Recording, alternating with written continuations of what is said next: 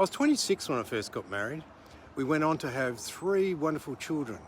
And I did what I thought I was supposed to do. I worked long days and weekends in a corporate job.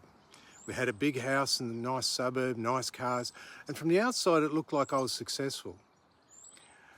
But the truth is I was time poor.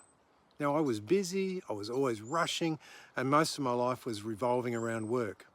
I'd be taking work phone calls after hours, on weekends and on holidays, and that was normal. Now let's fast forward a few decades. I'm now 65, I'm divorced, I'm in a long-term relationship of 10 years with my beautiful partner and soon-to-be wife Laura, and we're renting. Until fairly recently we were broke. Now don't get me wrong, regardless of the money, we're happy, optimistic people.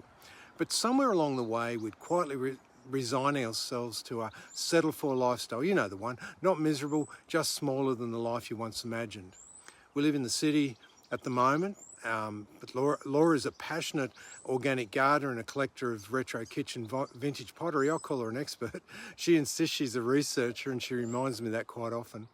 We also have a dog, Captain or Cappy, and together we share a love of simple, meaningful things, like growing our own fruit and veggies, preserving, fermenting, dehydrating, making things by hand, not because it's trendy, but because we really enjoy it, it feels right. Now for many years I've worked part-time in the security industry. It's meaningful work, but society feels more tense these days, and I know that chapter of my life will come to an end for me at some point.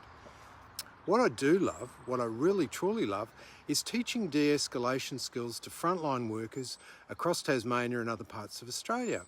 Teaching people how to calm down difficult situations by using words and their body language. Helping people handle difficult situations with calmness and humanity. And this gives me a real sense of purpose. But there's always this question in the background, what else is there for me? I've always believed there's more to life than working for someone until retirement. Or worse, until your body gives out.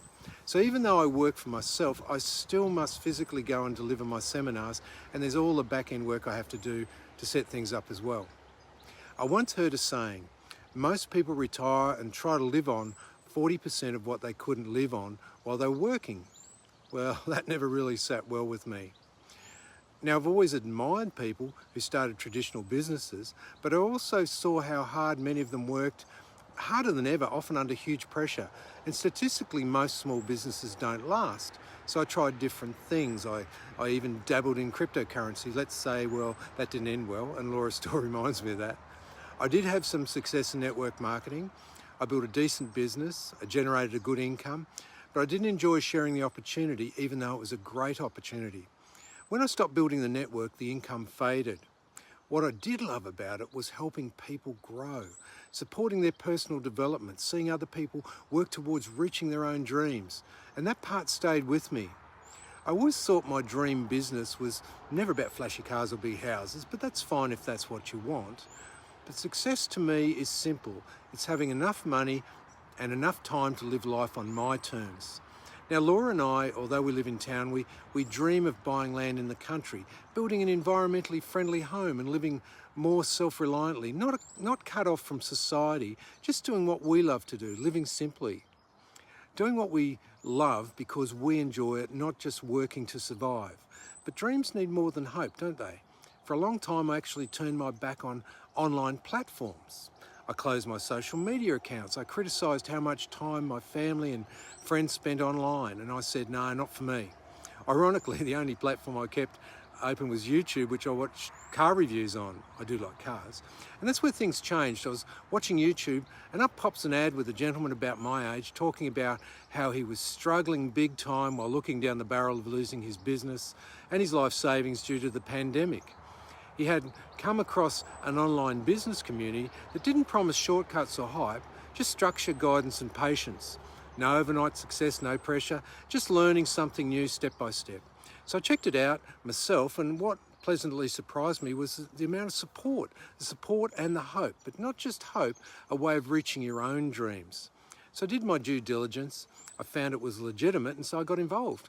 Over time I went from avoiding the internet to building a few simple websites. Initially supporting Laura's passions. I started creating things I actually cared about. I didn't become a tech expert all of a sudden, and I'm still not. I'm not very good with technology at all. But I realised something important. You don't need to be IT savvy, you just need to be keen and have a dream. So I'm not here to tell you that this is a path for everyone, but if you're feeling like life has quietly shrunk away from you, you're wondering if you still have time, and you're looking for something meaningful, not hype-driven like most of the stuff on the internet, then maybe this channel and these conversations strike a chord with you. And if you'd like to learn more about what your journey and future could look like, I've left a link in the description. Thanks for listening. I'll see you in the next video.